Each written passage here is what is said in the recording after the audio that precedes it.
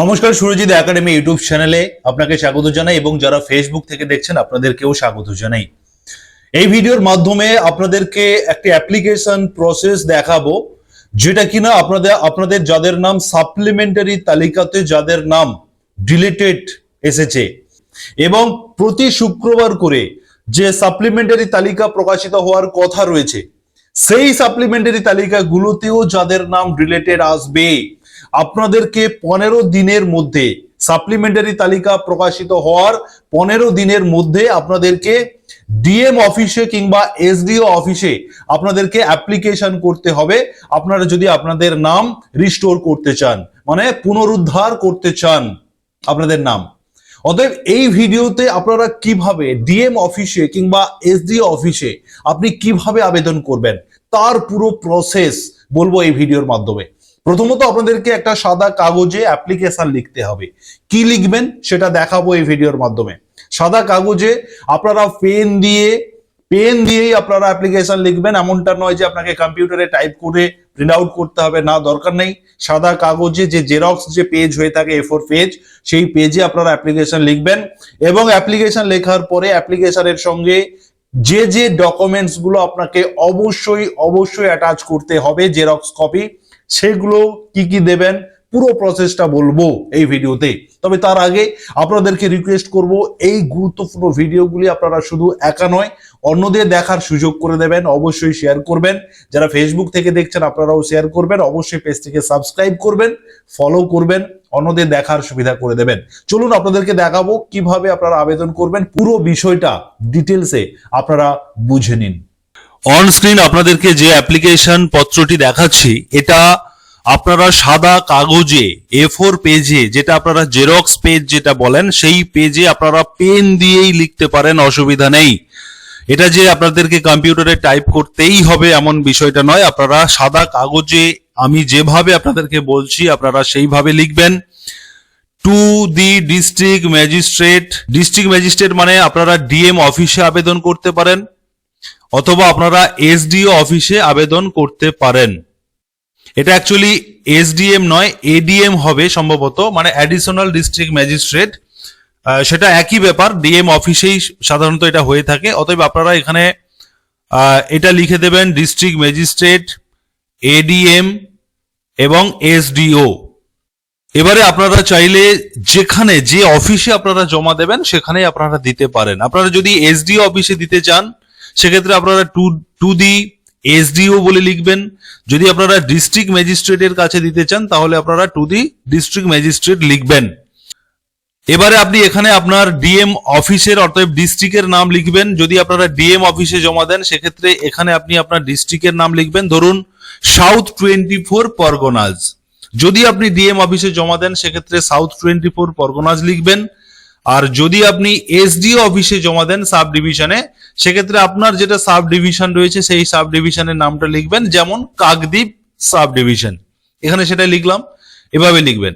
এবারে ওয়েস্ট বেঙ্গল এটা থাকছে, সাবজেক্টে লিখবেন যে appeal for restoration of my name in voter list, মানে আপনি বলতে চাইছেন যে আপনার নাম ভোটার লিস্টে পুনরায় যাতে আবার তোলা হয় তার জন্য আপনি আবেদন করছেন, কারণ আপনার নামটা ডিলিট করে বাতিল করে দেওয়া হয়েছে, সে কারণে আপনি রিস্টোর করতে চাইছেন, মানে পুনরায় আবার ফেরত পেতে চাইছেন, এমনটাই এখানে বলা হচ্ছে বাংলাতে। এবারে আপনি স্যার ম্যাডাম লিখলেন। এখানে আপনার নাম লিখবেন, যার নামটা ডিলিট হয়েছে, যার নামটা আপনি ফেরত চাইছেন ভোটার লিস্টে, তিনার নাম, অতএব আবেদনকারীর নাম লিখলেন। আপনার বাবা এস সন অফ মানে বাবার নাম লিখতে পারেন, ডিও ডটার অফ লিখতে পারেন। যদি আপনি মেয়ে হয়ে থাকেন তাহলে ডটার অফ, ছেলে হলে সন অফ। এইভাবে আপনি এখানে আপনার বাবার নামটা এখানে আপনি লিখলেন। ব্র্যাকেটে ফাদার নেম লেখা রয়েছে, এই কথাটা কিন্তু আপনারা লিখবেন না, এটা বোঝানোর জন্য এখানে আপনার বাবার নাম লিখে a permanent resident of assembly constituency, আপনার যে বিধানসভার ক্ষেত্রের নাম যেটা রয়েছে সেটা আপনি এখানে লিখবেন। আপনার পার্ট নাম্বার এখানে লিখবেন, এপিক নাম্বারটা এখানে লিখবেন। Submit this appeal for your kind consideration, মানে আপনার বিবেচনার জন্য আবেদন করা হচ্ছে। অবশ্যই আপনি এটাকে, এই আবেদনটি আপনারা আন্তরিকতার সাথে যাতে দেখেন সে কারণে আপনি এটাকে বলছেন। এবারে আপনার মূল বক্তব্যটা আপনি এখানে লিখছেন, my name was marked as under adjudication, তার মানে যে ফাইনাল তালিকা যেটা প্রকাশিত হয়েছিল 28 তারিখে, সেই 28 তারিখের ফাইনাল তালিকাতে আপনার নাম আন্ডার অ্যাডজুডিকেশন এরকম নামেই আপনার নামটা এসেছিল এবং সেটা ফাইনাল ভোটার লিস্টে বলা হচ্ছে এখানে final voter list. Following this may my document were supported to be verified by judicial committee for the supplementary list, এবং আপনার নামটা জুডিশিয়াল কমিটির দ্বারা ভেরিফাই করা হয়েছে এবং আপনার নাম সাপ্লিমেন্টারি লিস্টে সেই নামটা প্রকাশ করা হয়েছে। However, to my surprise, my name has been deleted from the supplementary list without any valid reason. আপনি বলতে চাইছেন যে আপনার নামটা যে সাপ্লিমেন্টারি লিস্ট প্রকাশ হয়েছে সেখানে আপনার নামটা উঠেছে কিন্তু সেটা ডিলেটেড ক্যাটাগরিতে রয়েছে সেই নাম, এবং আপনি অবাক হচ্ছেন যে এই নামটা কিভাবে ডিলেট হলো এবং আপনি অরিজিনাল কোনো কারণ ছাড়াই আপনার সেই নামটা ডিলেট করা হয়েছে। আপনি এমনটাই বলছেন যে কোনো ভ্যালিড রিজন, বৈধ কোনো কারণ ছাড়াই নামটা ডিলেটেড ক্যাটাগরিতে দেওয়া হয়েছে। Even through I have been a permanent residential and a voter since year. অতএব আপনি বলতে চাইছেন যে আমি এই ওয়েস্ট বেঙ্গলের এত বছর থেকে আপনি এখানকার পার্মানেন্ট বাসিন্দা। যদি আপনার যে জন্ম হয়েছে আপনার যেদিন থেকে সেই জন্মের যে সাল, সেই সালটা আপনি এখানে দিতে পারেন যদি আপনি ওয়েস্ট বেঙ্গলে সেই জন্মগ্রহণ করে থাকেন। যে permanent residential and a voter since, আপনি পার্মানেন্ট রেসিডেন্সিয়াল মানে আপনি স্থায়ী বাসিন্দা, কত বছর থেকে স্থায়ী বাসিন্দা সেই বছরটা এখানে অ্যাকচুয়ালি লিখতে হবে।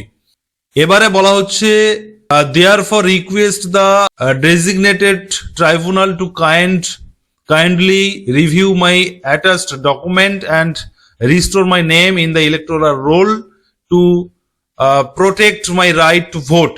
আপনি বলতে চাইছেন যে ট্রাইব্যুনাল কমিটির কাছে আপনি আবেদন করতে চাইছেন, আপনার আবেদন, আপনার অনুরোধ যে অনুগ্রহপূর্বক আপনার সমস্ত ডকুমেন্টস খতিয়ে দেখে যাতে আপনার নামটা পুনরায় তোলা হয় লিস্টে, ফাইনাল লিস্টে যাতে পুনরায় তোলা হয় এবং আপনি ভোটার অধিকার আপনি যাতে আপনার সক্রিয় থাকে সেই কারণে আপনি আবেদন করছেন।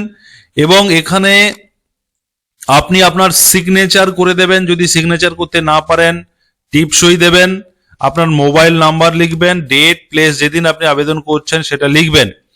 এবারে আপনি যে যে ডকুমেন্টস গুলো এখানে আপনাকে দিতে হবে, যে যে ডকুমেন্টস গুলো আপনি এই আবেদনপত্রের সাথে যে সমস্ত জেরক্স কপি আপনি অ্যাটাচ করবেন, প্রথমত হচ্ছে আপনার ওল্ড ভোটার কার্ড, মানে বর্তমান আপনার কাছে যে ভোটার কার্ডটা রয়েছে সেই কার্ডের কপি একটা দেবেন। যদি আপনার 2002 সালের ভোটার লিস্টে নাম থাকে তাহলে সেই ভোটার লিস্টটাও আপনি অ্যাটাচ করবেন, জেরক্স করবেন। আধার কার্ড, আপনার রেশন কার্ড, ডিজিটাল রেশন কার্ডে জেরক্স দেবেন। রেসিডেন্সিয়াল প্রুফ হিসেবে আপনার যদি দলিল থাকে দেবেন, বা ট্যাক্সের যদি রিসিপ্ট থাকে সেটা দেবেন। মাধ্যমিক কিংবা উচ্চ মাধ্যমিক কিংবা তার বেশি যদি আপনার শিক্ষাগত যোগ্যতা সার্টিফিকেট থাকে সেটা আপনি অ্যাটাচ করবেন। এবং তার সঙ্গে সঙ্গে এনি আধার, মানে এখানে ধরুন আপনি আপনার আধার কার্ডের জেরক্স দেবেন, আপনার যে ইলেকশন কমিশনের যে 13টি যে ডকুমেন্ট, ভ্যালিড ডকুমেন্ট পরে মাধ্যমিকের অ্যাডমিট কার্ড, রেসিডেন্সিয়াল সার্টিফিকেট ইত্যাদি ইত্যাদি সমস্ত যোগ হয়েছে, তাদের মধ্যে যে কোনো একটা যেটা থাকবে সেটা আপনি দেবেন। সেটা পাসপোর্ট হতে পারে, আপনারা জানেন আগের থেকেই আপনারা জেনে আছেন যে 13টি ডকুমেন্টসের কথা বলা হয়েছিল, সেখান থেকে একটা দেবেন। আপনার খসড়া তালিকাতে যে আপনার নাম ছিল সেই খসড়া তালিকার একটা কপি আপনি দেবেন। এবং আপনার যে 28 তারিখের ফাইনাল রোলে যে আন্ডার অ্যাডজুডিকেশন নামে যে তালিকাটা প্রকাশিত হয়েছিল সেটা আপনি দেবেন। এবং সাপ্লিমেন্টারি লিস্টে যে আপনার নামটা ডিলিট হয়েছে সেই কপিটাও আপনি দেবেন। অতএব এগুলি সমস্ত জেরক্স করে জেরক্সের নিচে আপনার সিগনেচার করে দেবেন, যদি না পারেন টিপসই দেবেন, দিয়ে আপনি যার কাছে, অতএব যদি ডিস্ট্রিক্ট ম্যাজিস্ট্রেট হয় তাহলে ডিএম অফিসে আপনারা গিয়ে অ্যাপ্লিকেশনটি জমা করতে হবে। যদি আপনি এসডিও অফিসে দিতে চান তাহলে আপনার এসডিও অফিসেই আপনাকে গিয়ে জমা করতে হবে। এইভাবেই কিন্তু আপনাকে আবেদন করতে হবে এবং সেটা সাপ্লিমেন্টারি লিস্ট প্রকাশিত যেদিন হয়েছিল সেদিন থেকে 15 দিনের মধ্যে আপনারা অফলাইনে এভাবেই আবেদন করতে পারেন।